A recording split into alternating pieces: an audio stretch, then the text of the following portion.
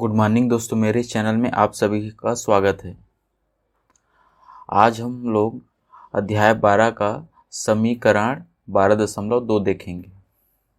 ठीक है, हम लोग कक्षा 8वीं का पढ़ाई कर रहे हैं, कक्षा 8वीं गणित। इसका प्रश्नावली 12.2 को आज पढ़ेंगे। इससे पहले हम लोग प्रश्नावली 12.1 का पढ़ाई कर चुके हैं। अगर आप लोग नहीं देखे हो तो प्लेलिस्ट में ऑलरेडी वीडियो दिया है, उसमें जाकर आप लोग दे सकते हो। ठीक है, यह आपका प्रश्नावली 12.2। ठीक है, इसको चलो फर्स्ट वाला क्वेश्चन को देखते हैं, किस तरह से सॉल्व करते हैं। इसको करना है उसको देखते हैं। इसमें देखो क्या क्वेश्चन में क्या दिया है। पहला क्वेश्चन में दो संख्याओं का योग 42 है। दो संख्या है, यदि दूसरी संख्या पहली की 2 गुनी हो तो संख्याएं ज्ञात कीजिए। दो संख्या है, यदि पहली संख्या यदि दूसरी संख्या पहली संख्या के 2 गुनी हो। मान लो दो संख्या जैसे x और y है, समझ लो। यहाँ पे समझते हैं, जैसे पहले संख्या, यहाँ पे दूसरी संख्या पहले के 2 गुनी है। मान लो जैसे यहाँ पे 2 है तो इसका 2 गुना कितना होगा, 4 होगा। कहने का मतलब ऐसा, दो संख्या है, इसका पहला संख्या मतलब इकाई अंक दूसरी संख्या क्या है, 2 गुना है, तो संख्या ज्ञात करना है। तो क्या कैसे सॉल्व करेंगे इसको? सॉल्व पहला। ठीक है, माना कि पहली संख्या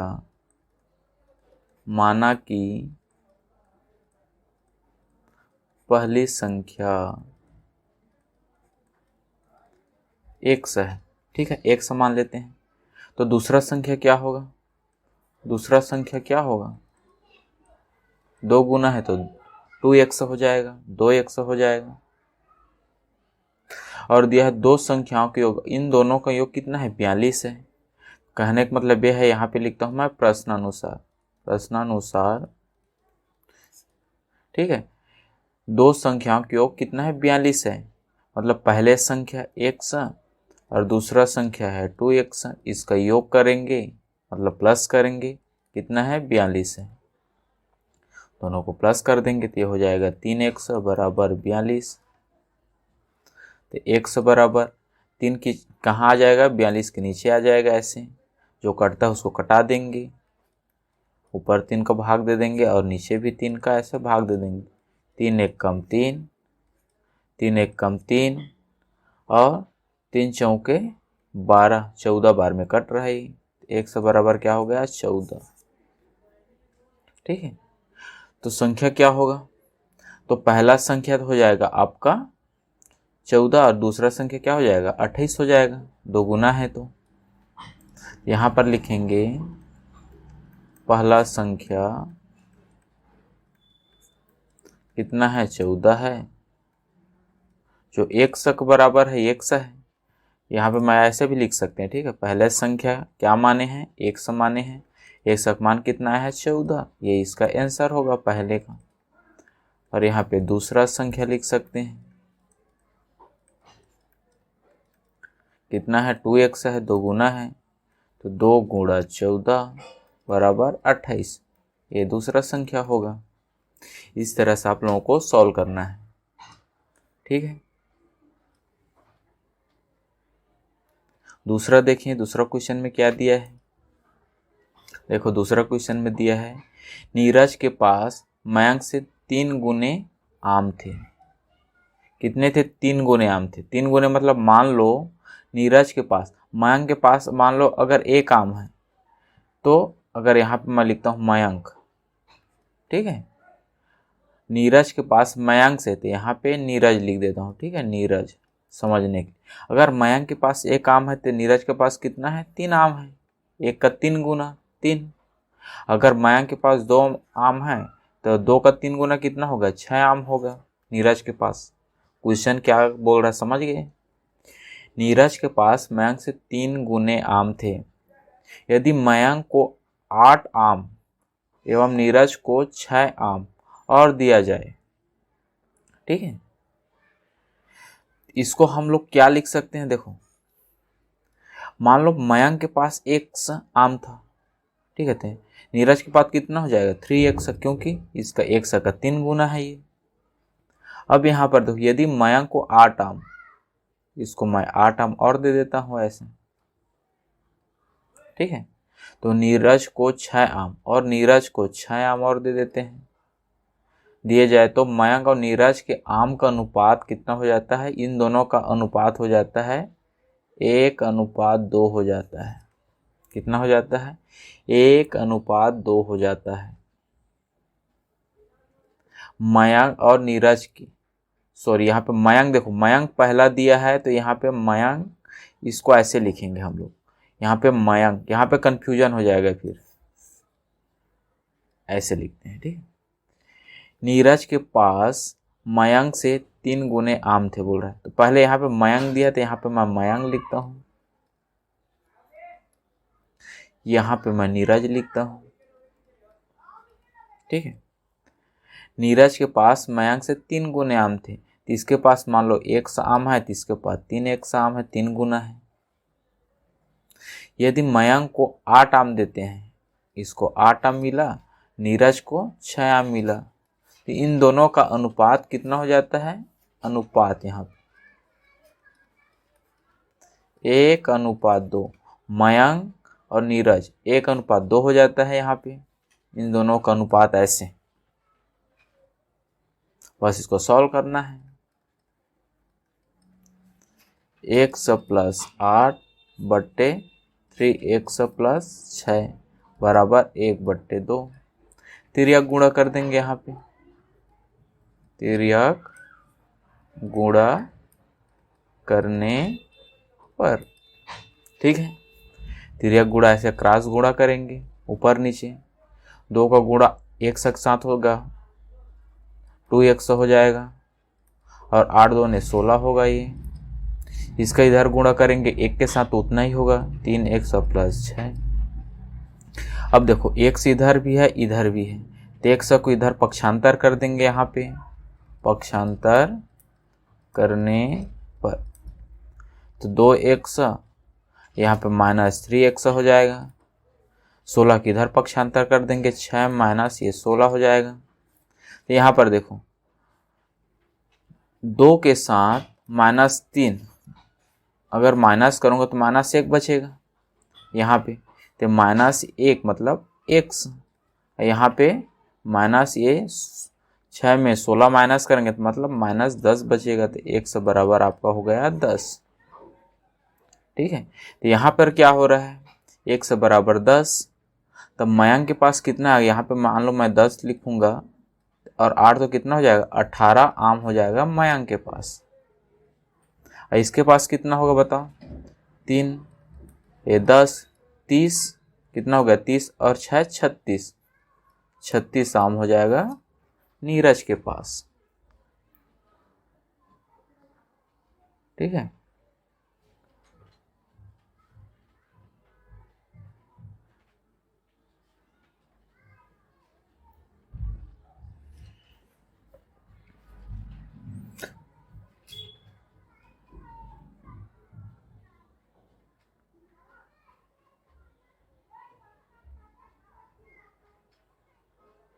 ठीक है, क्लियर है यहाँ पे। अब इसका अनुपात 1:2 में हो जाएगा ये,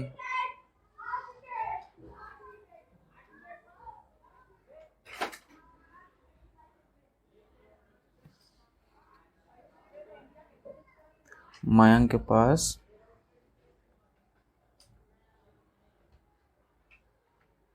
ये तो अनुपात हो गया, तो यहाँ पे हम लोग क्या माने हैं, यहाँ पे 3x और x है, तो यहाँ पर क्या बताइए दोनों के पास कितने कितने आम थे, ये तो अनुपात हो गया, तो यहाँ पे देखो ये माने हैं 3x था, मयंक के पास 1 आम था, तो मयंक के पास यहाँ पे मयंक के पास आम कितना होगा, 1 माने हैं मतलब 10 होगा, और नीरज के पास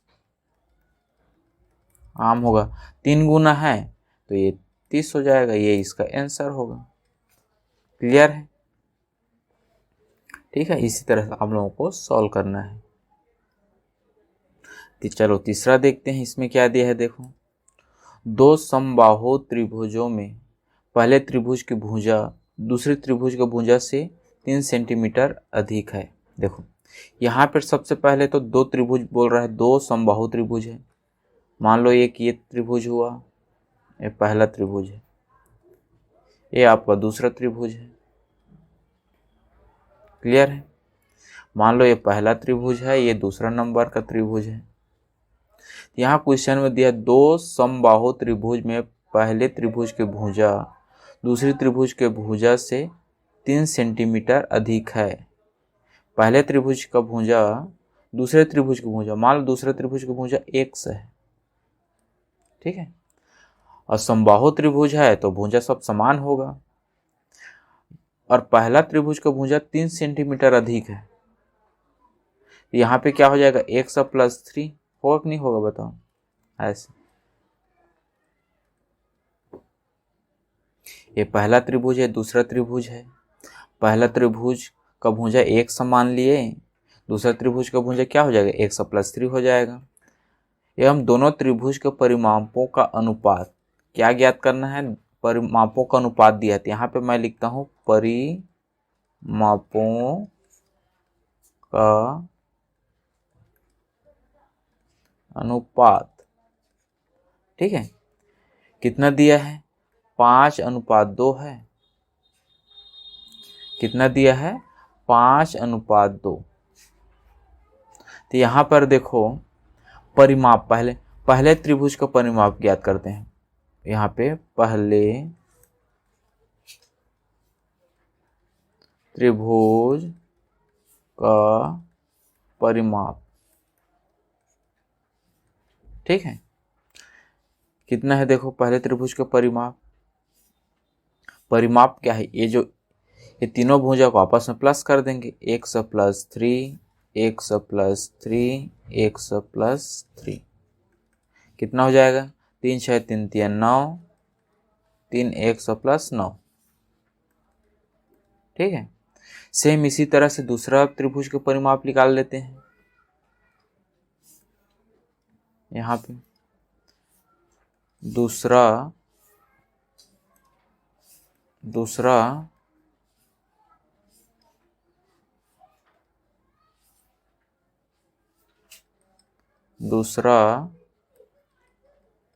त्रिभुज का परिमाप, ठीक है। दूसरा त्रिभुज कितना है, x प्लस x, ये तीनों भुजा है उसको आपस में प्लस कर दिया जाता है, x x x, ठीक है, तीनों प्लस कर देंगे तो हो गया 3x। अब यहाँ पर दिया है दोनों त्रिभुजों के परिमापों का अनुपात। इन दोनों त्रिभुजों का परिमापों का अनुपात कितना दिया है, 5:2 है। कितना है, 5:2 है। चलो यहाँ पे लिख देंगे शर्तानुसार या फिर प्रश्नानुसार दोनों त्रिभुजों का क्या दिया है, परिमापों का अनुपात, परिमापों का अनुपात कितना दिया है, 5:2 है। तो यहाँ पर मैं लिखूंगा 3x प्लस 9 अनुपात 3x, ठीक है। इसको ऐसे लिख सकते हैं, ये 3x प्लस 9 बट्टे 3x, अरे बराबर कितना, 5:2। अनुपात को हम लोग बट्टे के रूप में लिखते हैं। अब यहाँ पे तिर्यक गुणा कर देंगे, ऐसे गुणा करने पर, ठीक है, तो ये हो जाएगा आपका 3 दूने 6x और 9 दूने 18, ये हो जाएगा 5 तिया 15x। अब क्या करेंगे, अब हम लोग पक्षांतर कर देंगे। पक्षांतर करने पर, ठीक है, पक्षांतर करेंगे तो क्या हो जाएगा, ये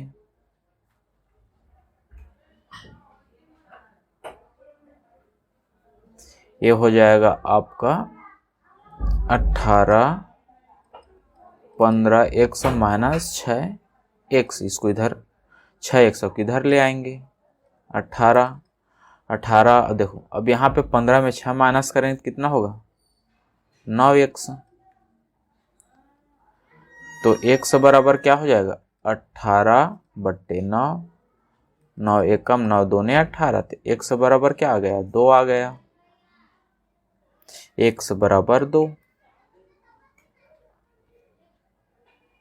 तो यहां पर देखो एक्स बराबर ये 2 है, तो ये क्या हो जाएगा आपका 5 हो जाएगा। ये सब होगा कि नहीं होगा। तो पहला त्रिभुज और दूसरा त्रिभुज को हम लोग लिख सकते हैं। इसका 2 होगा, इसका 5 होगा। तो यहाँ पर हम लोग इसको कैसे लिख सकते हैं, यहाँ पे लिख सकते हैं पहला त्रिभुज का भुजा कितना होगा 5 होगा, ठीक है। और दूसरा त्रिभुज का भुजा 2 होगा। क्लियर है।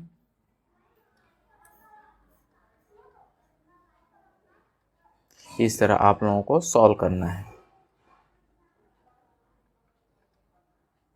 नेक्स्ट देखते हैं चौथा नंबर क्वेश्चन। इसमें देखो क्या दिया है, 2 अंकीय संख्या के दहाई अंक इकाई अंक का 3 गुना है। देखो दहाई अंक इकाई अंक 2 अंकीय संख्या, सबसे पहले समझते हैं 2 अंकीय संख्या मतलब देखो 10 से लेकर क्या है 99 तक क्या है, ये 2 अंकीय संख्या है।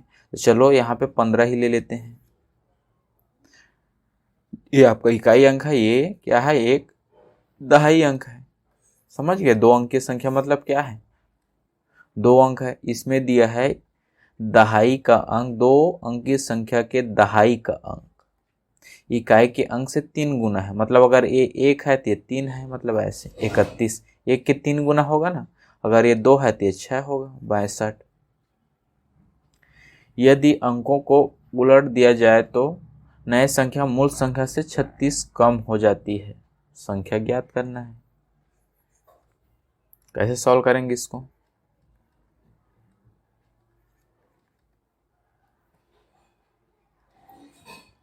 दो अंकीय संख्या, ठीक है। मान लो इकाई अंक एक समान लेते हैं, माना कि इकाई अंक क्या है x है, ठीक है। तो दहाई अंक क्या होगा बताओ, दहाई अंक इसका 3 गुना है तो ये 3x होगा कि नहीं होगा। तो 2 अंकीय संख्या, 2 अंकीय संख्या के तौर में लिखेंगे तो कैसे लिखेंगे इसको, इकाई अंक क्या है x है प्लस दहाई अंक क्या होगा ये 3x, और दहाई में क्या होता है 10। इकाई में 1 रहता है, दहाई में 10 रहता है, और सैकड़ा में 3 हो जाएगा। जैसे मान लो अभी जस्ट किए ना, 1 है इकाई अंक, इसका 3 गुना 31 हुआ। अब इसको मैं इस दोनों को 3 और 1 को प्लस के रूप में लिखूंगा, तो 3 + 1 थोड़ी लिखूंगे, तो 4 होगा ना, जो गलत है। इसको क्या लिखूंगा इकाई अंक 1, और दहाई अंक को क्या लिखूंगा 3 गुणा 10। दहाई में 10 का मल्टीप्लाई करना पड़ता है, ठीक है, इसीलिए यहाँ पे 10 का मल्टीप्लाई किए हैं। अब ये कितना हो 10 × 30 x + x, ये तो पहला हो गया, ठीक है। यदि अंकों को उलट दिया जाए तो नए संख्या मूल संख्या से 36 कम होता। चलो अंकों को उलट देते हैं। अंकों को उलटने पर बनी संख्या, ठीक है। चलो अंक को उलट देते हैं, मतलब क्या, जो इकाई अंक है वो दहाई अंक में चला जाएगा तो 10 तो रहेगा ही, इकाई अंक दहाई में चला जाएगा तो 100 हो जाएगा। ठीक है, और यहाँ पे दहाई अंक इधर आ जाएगा तो ये 3x हो जाएगा यहाँ पे ऐसे। तो कितना हो जाएगा 10x प्लस 3x, मतलब ये हो जाएगा आपका 10 3 13x। ठीक है, इसको 31x लिख सकते हैं टोटल, इसको 31x। अब यहाँ पर दिया है तो नई संख्या मूल संख्या से, इसको हम लोग ऐसे नहीं लिखेंगे, इसको ऐसे ही रहने देते हैं। ठीक है,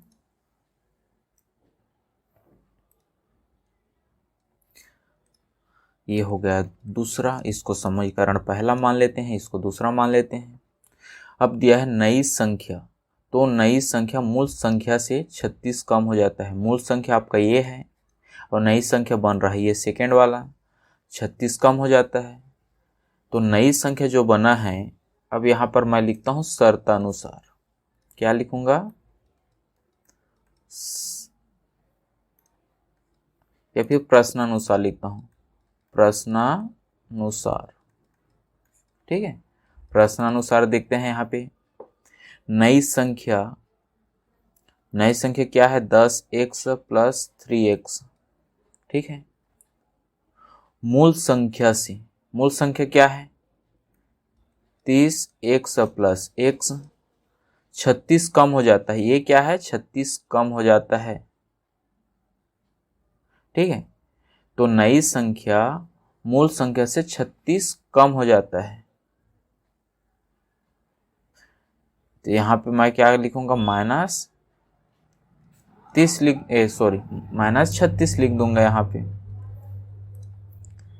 नई संख्या मूल संख्या, ये क्या है आपका नई संख्या है, ये मूल संख्या है, इससे 36 कम हो जाता है ये, तो माइनस लिख दूंगा मैं ऐसे 36, इसको बराबर डाल दूंगा। क्लियर है यहाँ तक? ठीक है,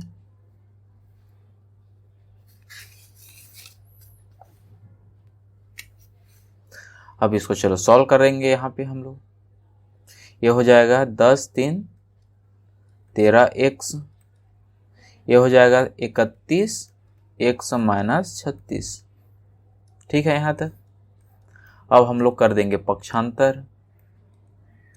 पक्षांतर करने पर ये आपका 13x इधर आएगा तो माइनस कितना हो जाएगा 31x बराबर माइनस 36। ठीक है, अब देखो 31 में 13 माइनस करेंगे तो कितना होगा, बताओ कितना बचेगा। 31 में 13 माइनस कर दो, ये हुआ 8 और ये हो जाएगा 18। कितना हो जाएगा माइनस 18x और ये होगा माइनस 36।